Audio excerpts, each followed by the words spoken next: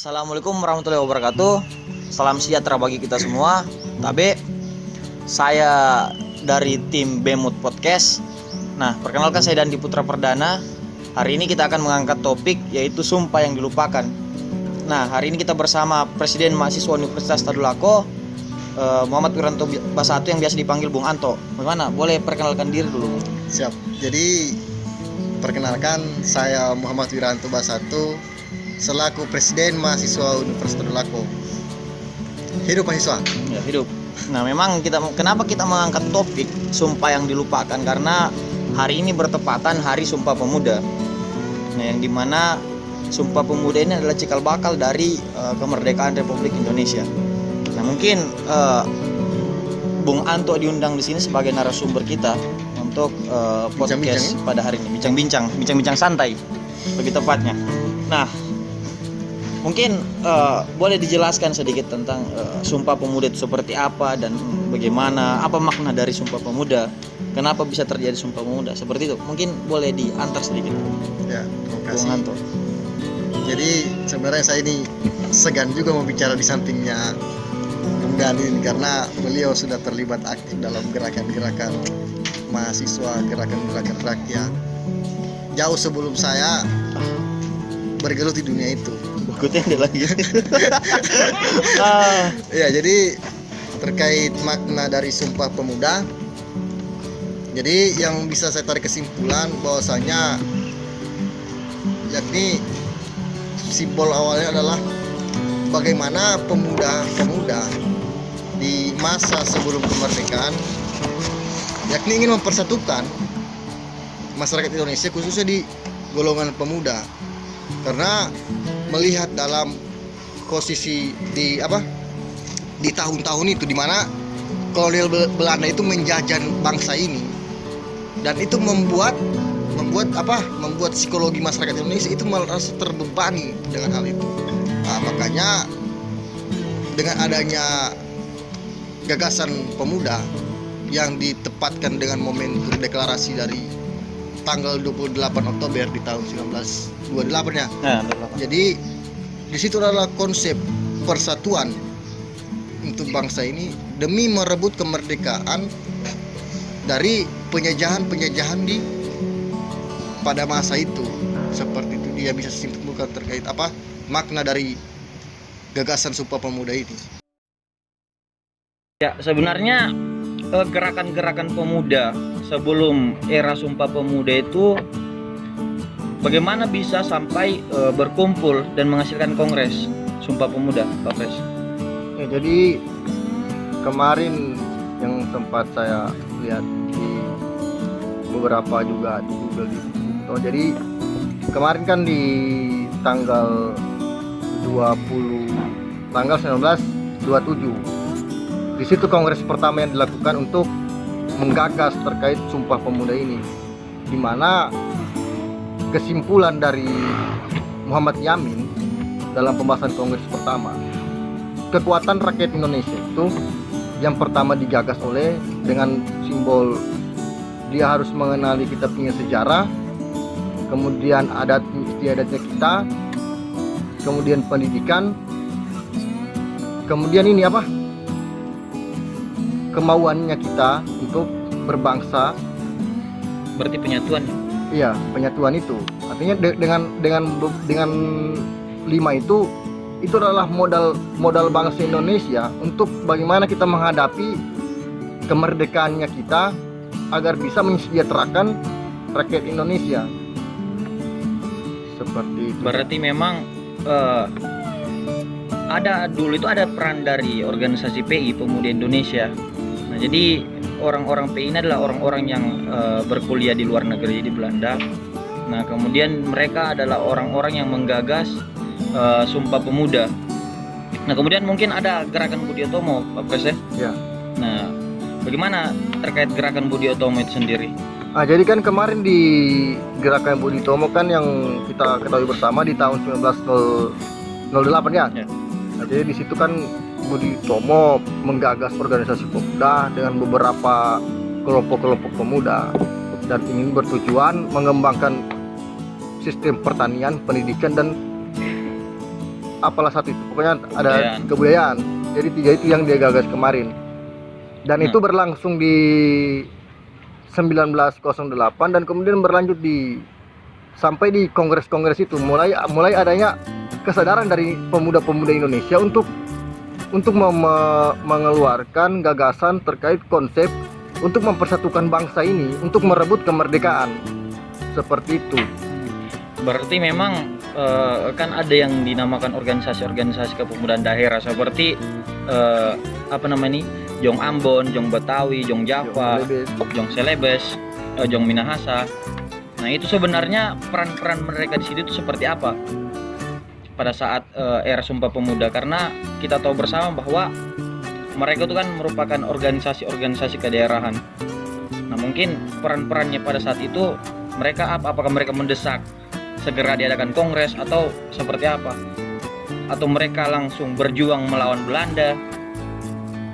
Nah, jadi tujuan dari kongres pertama itu di tahun 1928 di tanggal 27 Oktober itu dengan wacana ingin menggabungkan atau mempersatukan seluruh organisasi daerah ini, organisasi pemuda daerah, yakni dengan tujuan menggagas satu simbol di mana dengan lahirnya Sumpah Pemuda ini yang pertama bertanah air satu, berbangsa satu, berbahasa satu. Dengan semangat juang ingin memerdekakan negara ini yang sudah larut-larut kita terus dijajah oleh kolonial Belanda. Seperti itu. Memang pada saat itu mungkin kesadarannya pemuda, mungkin mereka sudah sadar bahwa perbedaan-perbedaan suku, perbedaan kebudayaan pada saat itu memang ketika mereka masih memegang teguh bahwa saya dari suku ini, saya lebih jago dari ini. Nah itu mungkin akan memperhambat kemerdekaan Indonesia. Nah makanya mungkin karena faktor itu organisasi-organisasi kedaerahan ini mau melakukan kongres pertama, mungkin begitu ya? Iya begitu. Karena memang mereka tidak menganggap bahwa perbedaan itu akan membuat Indonesia merdeka. Nah, kemudian ada tidak peran-peran dari golongan tua pada saat itu, atau mungkin hanya golongan muda saja? Jadi sebelum kemerdekaan Indonesia kan sempat ada konflik Rengas Dengklok di mana pemuda-pemuda pada saat itu memaksa untuk peran orang tua untuk segera memproklamirkan kemerdekaan Indonesia ini dengan pada saat itu menculik salah satu tokoh golongan tua untuk segera memproklamirkan kemerdekaan. Saya pikir itu peran yang sangat penting di mana dorongan dari pemuda untuk mendesak kemerdekaan itu.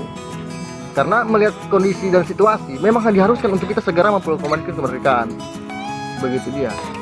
Nah, kemudian memang jelas ya bahwa yang menjadi pelopor kemerdekaan itu adalah Sumpah Pemuda, para pemuda.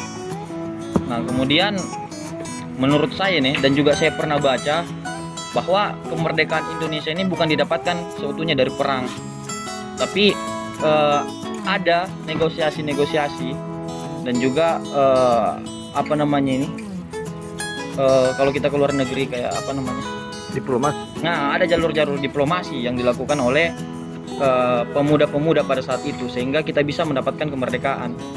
Nah, kemudian tujuan dari Sumpah Pemuda ini sebenarnya apa, Bung Anto?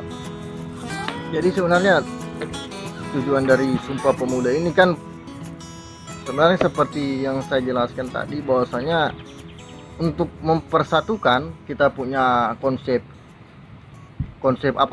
dalam bernegara, konsep dalam perjuangan.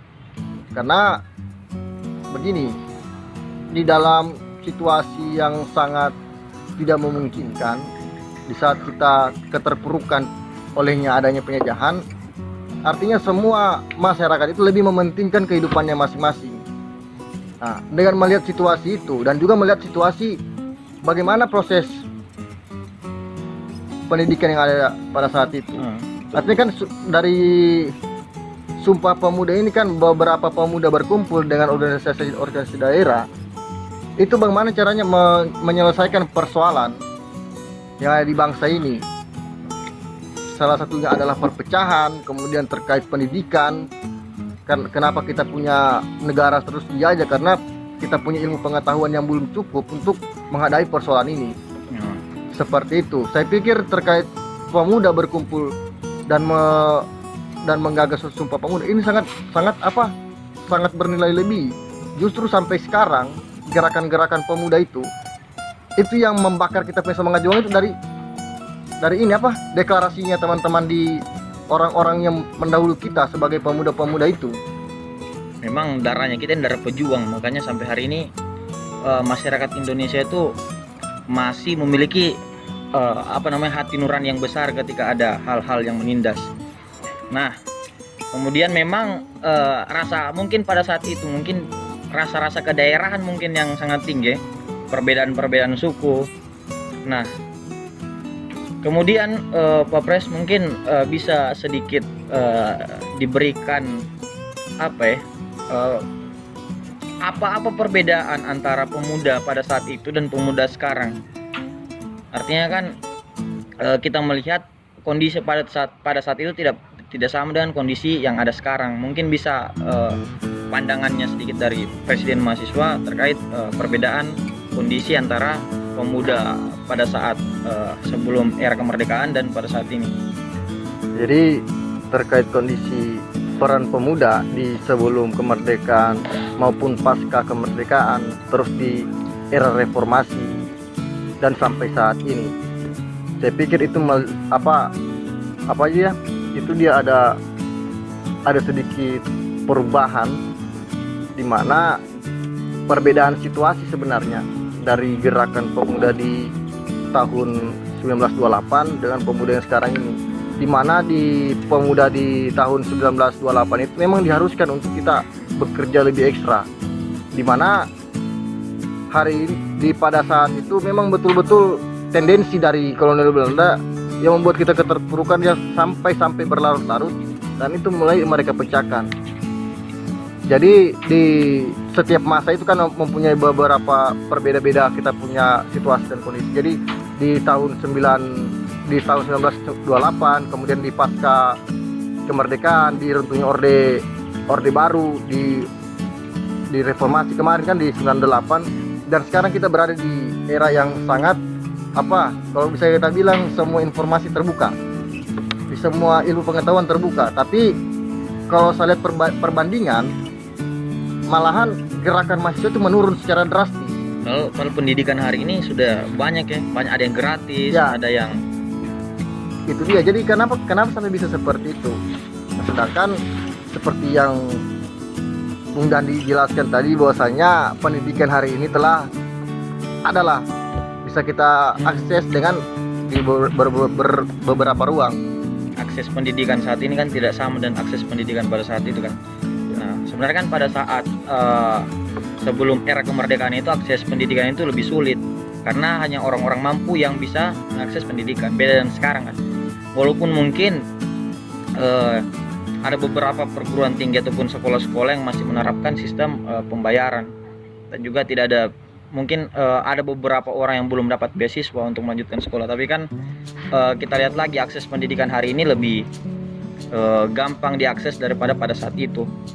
Nah, memang kalau kita lihat sekarang ini, mungkin karena terlalu banyak atau mungkin tersentuhnya teknologi, dan juga masyarakat atau pemuda-pemuda saat ini banyak yang tidak menepat gunakan teknologi.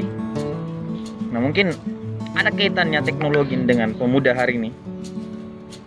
Jadi kalau dikaitkan dengan teknologi, situasi gerakan pemuda untuk saat ini, saya pikir pemuda hari ini punya gaya baru untuk suatu perjuangan. Jadi sebenarnya gerakan pemuda hari ini itu tidak sepenuhnya mati, tapi rangsangannya yang menurun. Nah, berarti perlu dirangsang lagi gerakan pemuda hari ini. Ya. Jadi saya lihat ini kan berbeda konsep antara proses di gagasan Sumpah Pemuda, di mana hari itu mereka berkumpul untuk memberikan gagasan, dengan adanya persatuan untuk memajukan bangsa ini tanpa dan dan atas namakan golongan-golongan kelompok organisasi seperti itu. Artinya kan realita yang kita lihat sekarang ini, di mana suatu perjuangan yang mengatasnamakan identitas kita. Saya pikir hari ini gerakan itu harus kita lupakan terkait mengatasnamakan kita punya identitas, mengatasnamakan kita punya ideologi apa segala macam. Saya pikir mari kita kembali untuk seperti bagaimana gagasan kita punya pendahulu-pendahulu ini, untuk tetap kita bersatu ketika ada persoalan yang sama. Kenapa tidak kita bersatu? Saya pikir faktor itu yang membuat kita untuk menurunnya rangsangan untuk berjuang. Berarti memang kalau saya tangkap dari pernyataan dari atau apa namanya kata-kata dari Presiden mahasiswa itu tadi, memang yang menjadi hambatan dari gerakan pemuda saat ini adalah politik identitas. Artinya ketika ada suatu gerakan yang terbangun bukan berasal dari kelompoknya, mereka akan menganggap bahwa itu gerakan yang tidak bagus. Nah, mungkin begitu ya. Jadi begini ya, jadi apa? Jadi kan yang bisa kita lihat sendiri bahwasanya, coba kita lihat sekarang keseharian kita di organisasi kemahasiswaan. Beberapa kali saya perhatikan bahwasanya ketika mahasiswa bergerak untuk apa? Untuk menuntaskan persoalan rakyat.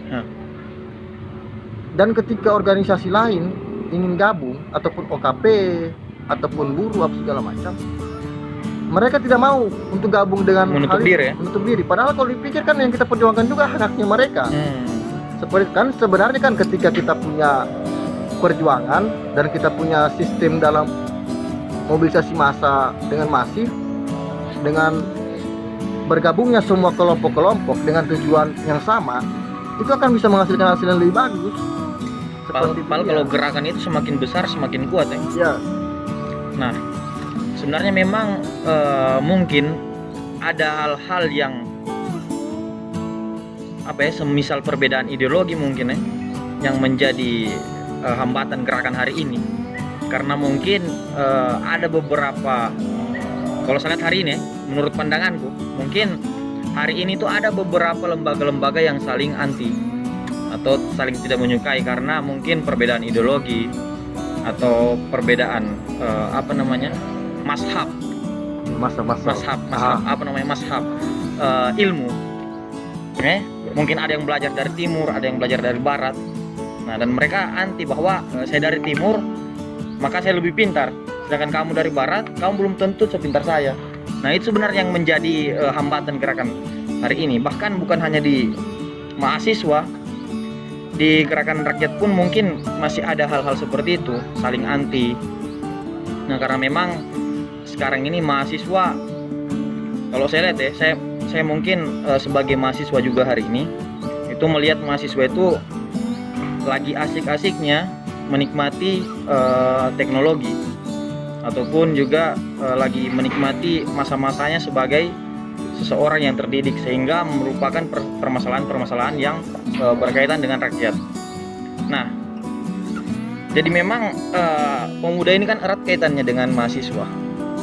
Nah, mungkin ada hal-hal yang mau Presiden Mahasiswa Universitas Tadulako sampaikan ke teman-teman mahasiswa hari ini. Ya, jadi mungkin yang saya sampaikan dengan artinya untuk mahasiswa, masyarakat, LSM maupun siapapun itu, entah dia pemuda ataupun mahasiswa, saya pikir dalam persoalan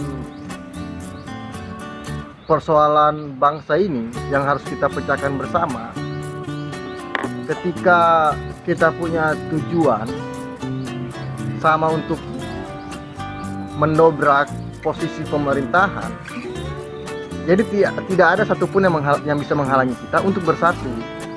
Karena persoalannya begini, saya ambil contoh ya dengan kejadian Omnibus Law kemarin. Omnibus Law, ya. Jadi Omnibus Law kemarin itu sebenarnya kan Omnibus Law kan dia terkait dengan permasalahan yang lebih spesifik ini ke masyarakat sebenarnya.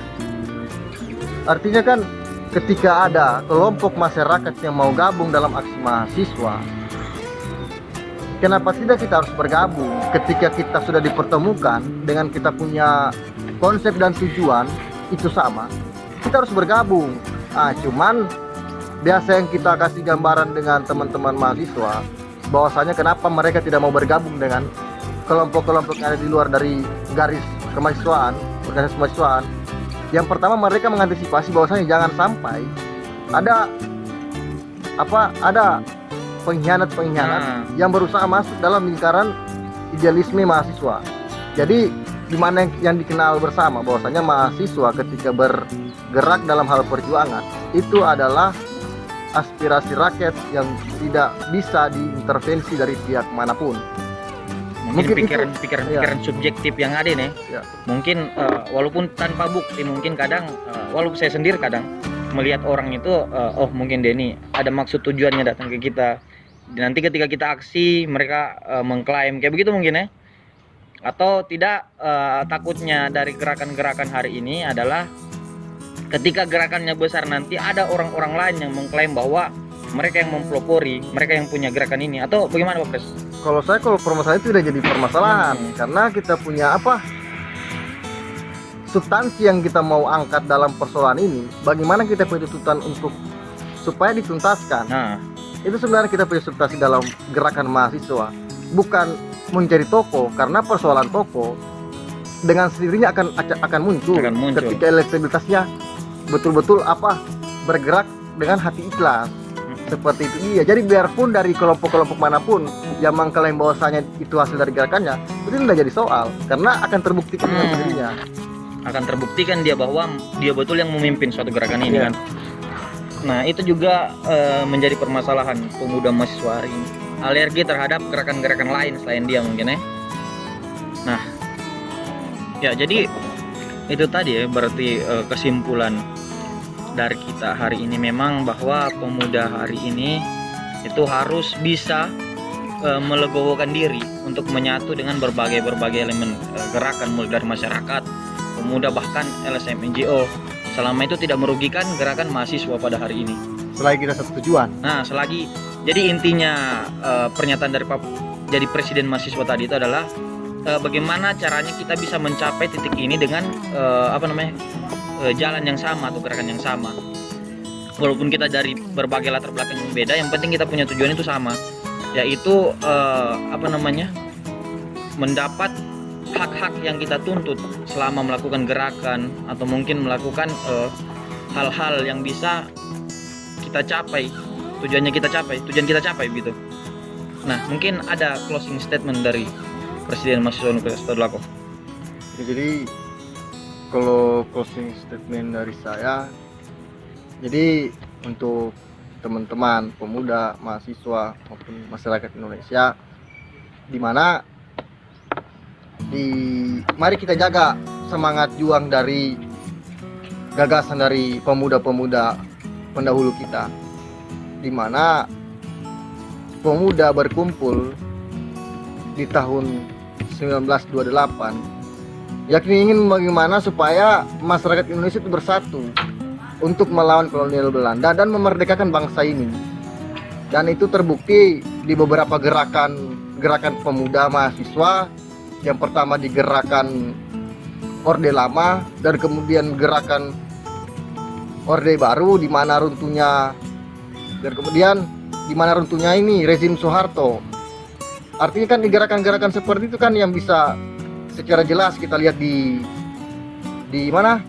media sosial bahwasanya tugas pemuda bagaimana untuk memastikan bangsa ini harus tetap bersatu dan kokoh, bagaimana untuk menyelesaikan cita-cita bersama. Seperti itu, terlepas dari di hari ini di mana kelompok-kelompok pemuda, mahasiswa maupun masyarakat yang mulai terkotak-kotakan. Saya pikir hal itu yang harus kita hilangkan dalam gerakan mahasiswa, pemuda dan masyarakat.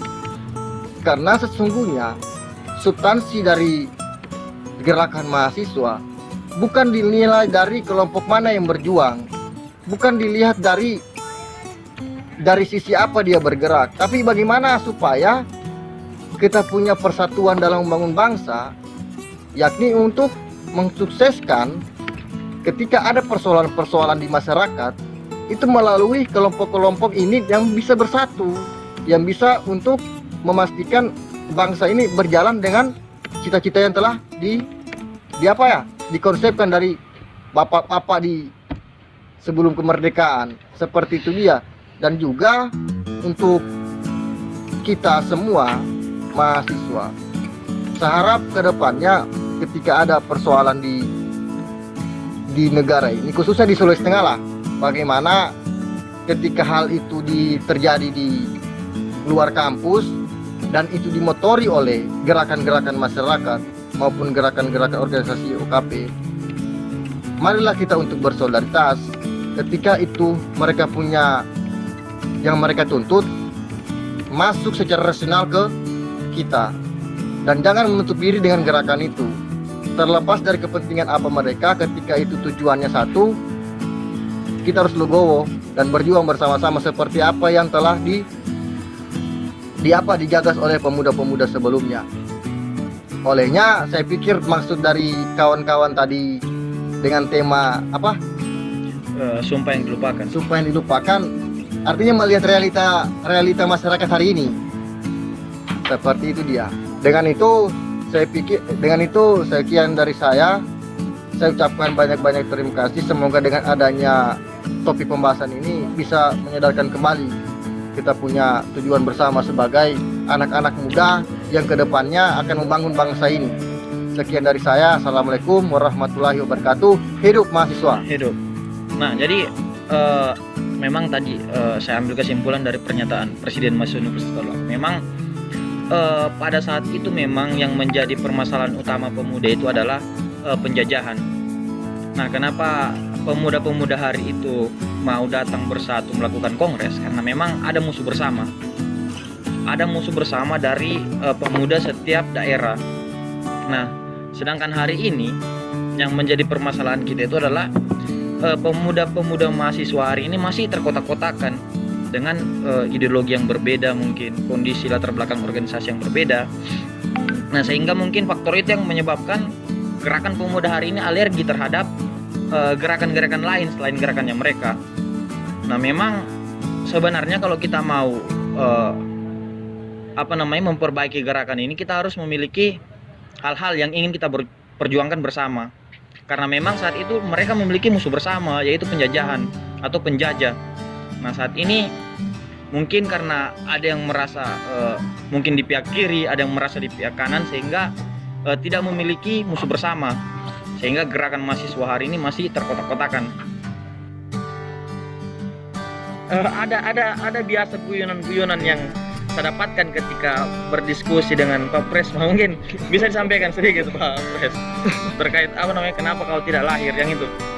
Ya, jadi ini sebenarnya diskusi liar dari saya dengan Bung Dandi dan juga Bung Yogi. Jadi kita biasa menyimpulkan kenapa Tuhan tidak mengizinkan kita lahir di masa penjajahan itu. Jadi dari situ kami berdiskusi terkait kenapa Tuhan tidak melahirkan kita masuk penjara. Karena kami selalu mengutip bahwasanya Tuhan itu memberikan kita persoalan itu sesuai dengan batas kemampuan kita.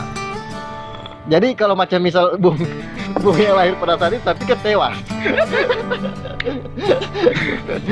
Makanya itu alangkah baiknya bagaimana dengan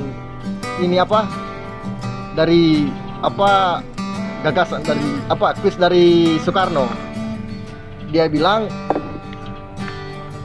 hal yang paling ditakutkan, yang paling mereka takutkan para pejuang-pejuang kemerdekaan ini di hari esok, bagaimana ketika mereka melihat bangsa ini hancur di tangan rakyatnya sendiri.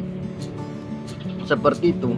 Makanya semangat juang ini harus tetap kita jaga agar supaya hal yang ditakutkan oleh para pejuang ini tidak terjadi. Tapi dengan adanya itu, saya harapanku dengan kita di sini, bagaimana supaya kita di masa akan datang akan membangun bangsa ini untuk kemajuan republik dan memangkas semua pengkhianat-pengkhianat Indonesia. Soekarno sudah menerawang itu ya, bahwa bangsanya sendiri yang akan melawan sebangsanya. Begitu mungkin ya? Ya. Kenapa Bung Yogi tidak lahir pada saat itu? Karena menurut dia akan jadi penjajah. Ya, mungkin itu saja podcast kita hari ini. Sampai bertemu lagi di podcast di Bemut Podcast selanjutnya. Saya Dandi Putra Perdana, hidup mahasiswa. Hidup.